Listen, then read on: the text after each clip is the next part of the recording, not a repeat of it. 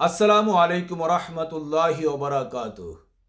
প্রিয় ভাই এবং বোনেরা, সব কিছুর মালিক মহান আল্লাহ রাব্বুল আলামিন, সমস্ত ক্ষমতার মালিক, জ্ঞানের মালিক, গুণের মালিক, সব কিছুর মালিক মহান আল্লাহ রাব্বুল আলামিন। তিনিই হচ্ছেন আমাদের একমাত্র স্রষ্টা। আল্লাহর সমকক্ষ কেউ নেই, আল্লাহর মতো কেউ নেই। আল্লাহর পরে আমরা সব কিছু এই বিশ্ব ব্রহ্মাণ্ডে তার সৃষ্টি। সুতরাং ইবাদত একমাত্র আল্লাহ রাব্বুল আলামিনের জন্যই করতে হবে। ইবাদতের মাঝে আল্লাহর শরীক করা যাবে না। খবরদার, সাবধান থাকতে হবে আমাদের, কারণ ইবাদতের মালিক একমাত্র মহান আল্লাহ রাব্বুল আলামিন। অনেক আলেম ওলামা বলে থাকেন যে উসিলা মানা যাবে না, উসিলা মানা নাকি, উসিলা গ্রহণ করা নাকি শিরক। এটাও তাদের একটা বিভ্রান্তি, তারা উসিলা বোঝে না। ইবাদতের মাঝে কোনো উসিলা নাই।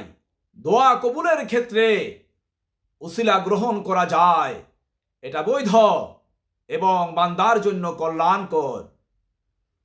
উসিলা দুই ধরনের। একটি উসিলা হচ্ছে উসিলা তাবুদিয়া, অর্থাৎ ইবাদতের ক্ষেত্রে কোনো উসিলা গ্রহণ করা যাবে না, ইবাদত শুধু মহান আল্লাহ রাব্বুল আলামিনের জন্যে। আরেকটি হচ্ছে উসিলায়ে সাবাবিয়া, অর্থাৎ দোয়া কবুলের জন্যে নবী রাসূলদের, হক্কানি আলেম ওলামাদের, আল্লাহর ওলিদের, হক্কানি পীর মাশায়েখের উসিলা গ্রহণ করা জায়েজ এবং বৈধ, এবং মুসলমানদের জন্য, ইমানদারদের জন্য এটা কল্যাণকর। আহলে হাদিস ভাইয়েরা, তারা তো আসলে আহলে হাদিস না, তারা হচ্ছে লামাজহাবি।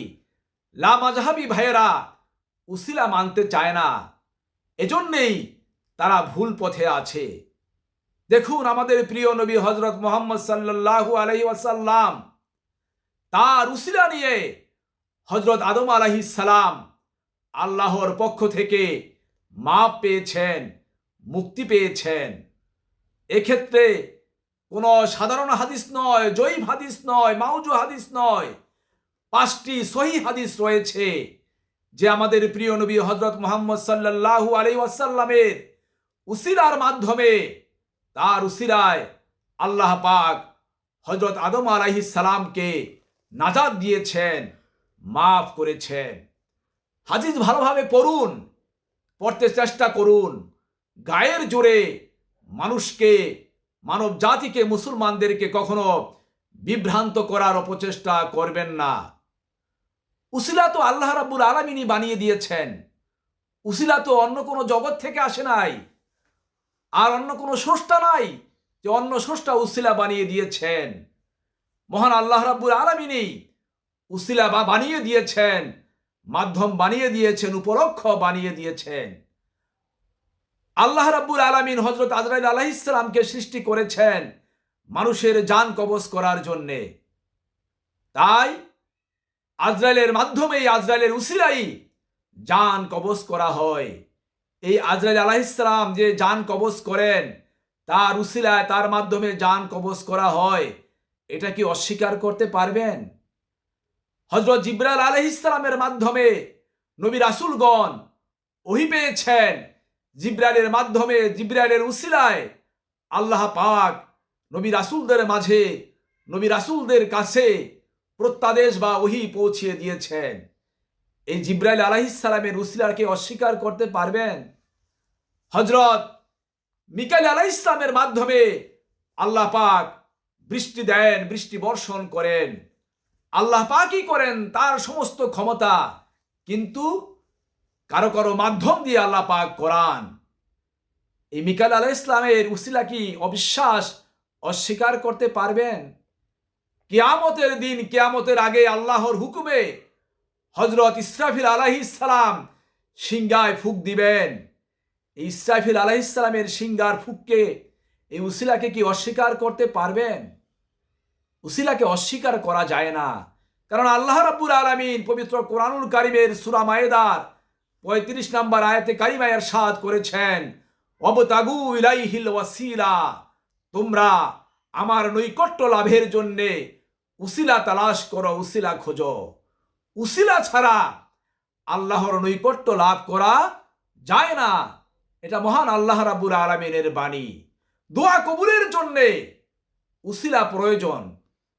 যে সমস্ত মাওলানা সাহেবরা বলেন যে উসিলা লাগে না, উসিলা প্রয়োজন হয় না, আপনি নিজেই তো দোয়া কবুলের জন্য আল্লাহ পাকের কাছে উসিলা বা মাধ্যম। তাহলে হাজার হাজার লক্ষ লক্ষ মানুষ, লক্ষ লক্ষ মুসলমান আপনাদেরকে দিয়ে দোয়া করায় কেন? নিজের দোয়া তো নিজেই করতে পারে। তাহলে আলেমদেরকে দিয়া, আলেম ওলামাদেরকে মাধ্যমে তাদের উসিলা দিয়া দোয়া করায় কেন? কেন বলে হুজুর আমার মায়ের জন্য একটু দোয়া করেন, আমার বাবার জন্য একটু দোয়া করেন, আমার সন্তানের জন্য দোয়া করেন, আমার জন্য দোয়া করেন, দেশের নাজুক পরিস্থিতি যেন কাটিয়ে উঠতে পারি বা কাটিয়ে উঠতে পারে সবাই, এই জন্য একটু খাস করে দোয়া করেন। এটা কেন বলে? কেন বলা হয়? তারা মনে করে, সাধারণ মানুষ মনে করে, আম জনতা মনে করে যে হক্কানি আলেম ওলামা দোয়া করলে তাদের এই দোয়া আল্লাহ কবুল করবেন। হক্কানি আলেম ওলামাদের দোয়ার উসিলায়, হক্কানি পীর মাশায়েখদের উসিলায়, আল্লাহর ওলিদের দোয়ার উসিলায় মানুষ নাজাত পেয়ে যায়, মুক্তি পেয়ে যায়। আল্লাহ পাক হক্কানি মানুষের, হক্কানি আলেম ওলামাদের দোয়া কবুল করেন। এই জন্যই তো আলেম ওলামাদের কাছে মানুষ চায়, তাদের দোয়ার উসিলায় আল্লাহ পাকের পক্ষ থেকে রহমত চায়, পানাহ চায়, নেগাহ চায়, শান্তি চায়, মুক্তি চায়। তাহলে আপনি যদি উসিলাকে হারাম বলেন, শিরক বলেন, তাহলে আপনি অন্য মানুষের জন্য দোয়া করবেন না? দোয়া করা প্রয়োজন নাই। এই সমস্ত আজেবাজে কথাবার্তা থেকে আহলে হাদিস অর্থাৎ তথাকথিত লামাযহাবী ভাইদেরকে নিজেদেরকে সংরক্ষণ করতে হবে, নিয়ন্ত্রণ করতে হবে। বাজে কথা বলা যাবে না। বাজে কথা থেকে নিজেদের জবানকে সাবধান করতে হবে, সতর্ক করতে হবে। আমরা উসিলা মানি, উসিলাকে বিশ্বাস করি। উসিলা মহান আল্লাহ রাব্বুল আলামিনই তার বান্দাদের জন্য তৈরি করে দিয়েছেন। আমরা কোরআন সুন্নাহ মোতাবেক চলতে চাই এবং উসিলা বিশ্বাস করে, উসিলা মেনে, উসিলা গ্রহণ করে আল্লাহ রাব্বুল আলামিনের রেজামন্দি হাসিল করতে চাই। ইবাদত সরাসরি আল্লাহর জন্যে, আর উসিলার মাধ্যমে দোয়া আল্লাহ পাকের কাছ থেকে কবুল করিয়ে আনতে চাই। আল্লাহ পাক আমাদের এই তৌফিক দান করুন। আমিন। আসসালামু আলাইকুম ওয়া রাহমাতুল্লাহি ওয়া বারাকাতুহু।